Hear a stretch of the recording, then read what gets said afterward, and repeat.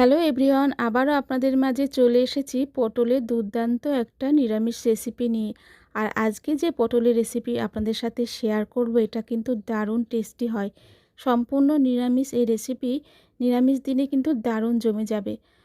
তো এখানে আমি এই রান্নাটা করার জন্যে কিছুটা পরিমাণে পটল নিয়েছি। আর পটলটাকে আমি ভালো করে আগে ধুয়ে নিয়েছি, এবার আমি কেটে নেব।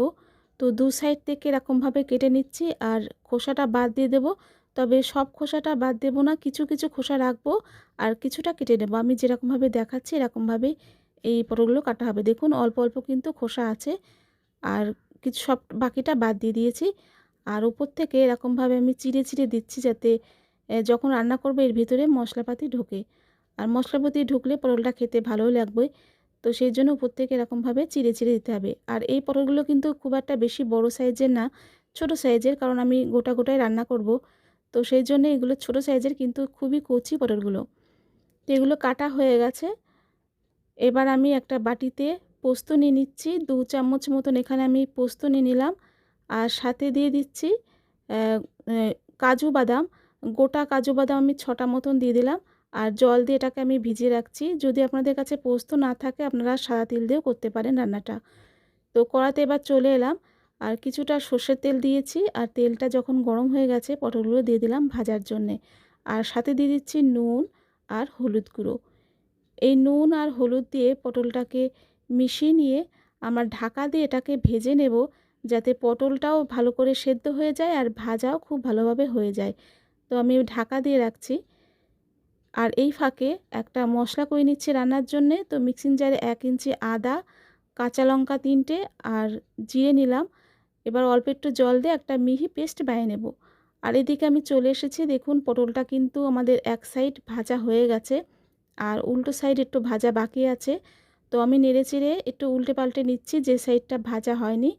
তো এটা উল্টে পাল্টে নিয়ে আমি আবারও ঢাকা দিয়ে ভাজবো। ঢাকা দিয়ে ভাজলে ভাজাটা খুব ভালো হয়, মানে পটলটাও সেদ্ধ হয়ে যায় আর ভাজাও ভালো হয়ে যায়, মানে ভালোভাবে ভাজাটা হয়। তো আবার কিছুক্ষণ পরে চলে এসেছি, দেখুন এখানে কিন্তু পটলটা আমাদের বেশ ভালোই ভাজা হয়ে গেছে আর পটলগুলো বেশ নরমও হয়ে গেছে।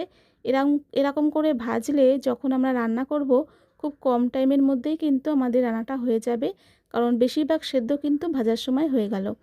তো পটলগুলো আমি তুলে নিলাম আর সামান্য একটু তেল দিয়েছি।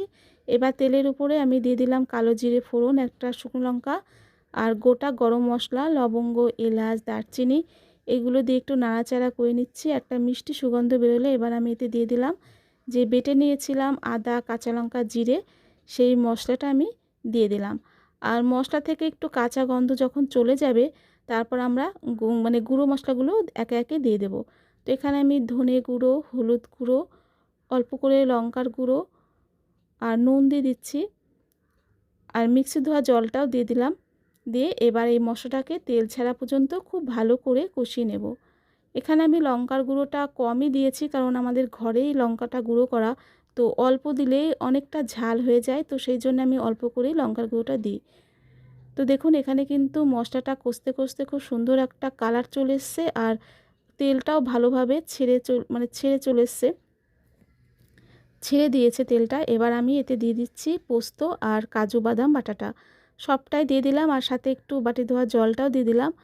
এবার কাজু বাদাম, পোস্ত এগুলো দিয়ে মশলার সাথে আবারও কষিয়ে নেব। তবে খুব বেশি সময় ধরে কষানোর দরকার নেই, অল্প টাইম কষলেই হবে। মোটামুটি যখন তেল ছাড়বে দেখবেন তখনই কিন্তু আমরা বাকি জিনিসগুলো দিয়ে দেব। তো এখানে দেখুন মোটামুটি তেল ছাড়তে শুরু করেছে। এবার আমি এতে দিয়ে দিচ্ছি টক দই।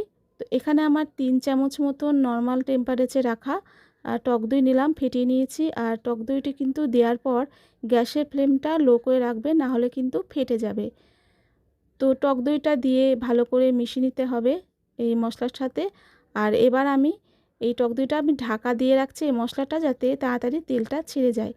দেখুন ঢাকা দেওয়ার পরে উপর থেকে কত সুন্দরভাবে তেল ছেড়ে দিয়েছে মশলা থেকে। এরকমভাবে ঢাকা দিয়ে রান্না করলে কিন্তু মশলা খুব তাড়াতাড়ি মানে কুক হয়ে যায়। তো এবার আমি দিয়ে দিলাম পটল ভাজা, যেগুলো ভেজে নিয়েছিলাম। এই ভাজা পটলগুলো দিয়ে এই মশলার সাথে 1-2 মিনিট মতন একটু মিশিয়ে নেব। বেশি সময় মেশানোর কোনো দরকার নেই, কারণ মশলা আমাদের খুব ভালোভাবে কষা হয়ে গেছে। তো এবার আমি এতে জল দিয়ে দিচ্ছি পরিমাণ মতন। বেশি একটা জল দেব না, বেশি জল দিলে আবার বেশি টেলটেল হয়ে যাবে। তবে যেটুকু সেদ্ধ হওয়ার মতন জল, মানে পটলটা যেটুকু সেদ্ধ হবে সেটুকু জলে আপনারা দেবেন। তো আমি মোটামুটি একটু জল দিয়েছি যাতে পটলটা সেদ্ধ হয়ে যায়। আর এটাতে যেহেতু এই রান্নাতে যেহেতু কাজু দেয়া, তো গ্রেভি গ্রেভি এমনিই হয়ে যাবে। তো জলটা দিয়ে একটু মিশিয়ে নিলাম। আর এবার আমি দিয়ে দিচ্ছি অল্প করে নুন, কারণ নুনটা আমি এর আগে দিয়েছিলাম, এখন আমি অল্প করে দিলাম। আর দিয়ে দিচ্ছি চিনি। এটা যেহেতু নিরামিষ রান্না, তো চিনিটা না দিলে টেস্টটা ঠিক আসে না, সেই জন্য চিনিটা কিন্তু দিতেই হবে। তো নুন আর চিনিটা দিয়ে ভালো করে মিশিয়ে আমি এটাকে ঢাকা দিয়ে রাখবো যাতে বাকি পটলটাও সেদ্ধ হয়ে যায়। তো ঢাকা দিয়ে রাখলাম। কিছুক্ষণ পর আমি চলে এসেছি। দেখুন এখানে কিন্তু ঝোলটা একটু গ্রেভি গ্রেভি হয়ে গেছে। আর লাস্টের দিকে আমি দিয়ে দিলাম গরম মশলার গুঁড়ো একদম অল্প করে, দিয়ে ভালো করে মিশিয়ে নিচ্ছি। রান্না কিন্তু আমাদের একদম কমপ্লিট হয়ে গেছে। এর থেকে আর জল আমি মরাবো না, এরকমই থাকবে। আর এরকম মানে এটা রাখলে কিন্তু আরও জমে যাবে, তো এরকমভাবে থাকবে। দেখুন কত সুন্দর হয়েছে পটলগুলো দেখতে। আমি আপনাদের সামনে পরিবেশন করে দেখাচ্ছি। তো তৈরি হয়ে গেল আমাদের দারুণ টেস্টি দই পটল। বাড়িতে অবশ্যই আপনারা এরকমভাবে ট্রাই করবেন। একদম সম্পূর্ণ নিরামিষ। নিরামিষ দিনে এরকম একটা রেসিপি হলে কোনো কথাই থাকে না। ভাত, রুটি, লুচি সবের সাথে কিন্তু ভালো লাগে। আজকের রেসিপি ভালো লাগলে অবশ্যই একটা লাইক, কমেন্ট, শেয়ার করবেন। সবাই ভালো থাকবেন, সুস্থ থাকবেন। দেখা হচ্ছে পরবর্তী কোনো নেক্সট ভিডিওতে। ধন্যবাদ।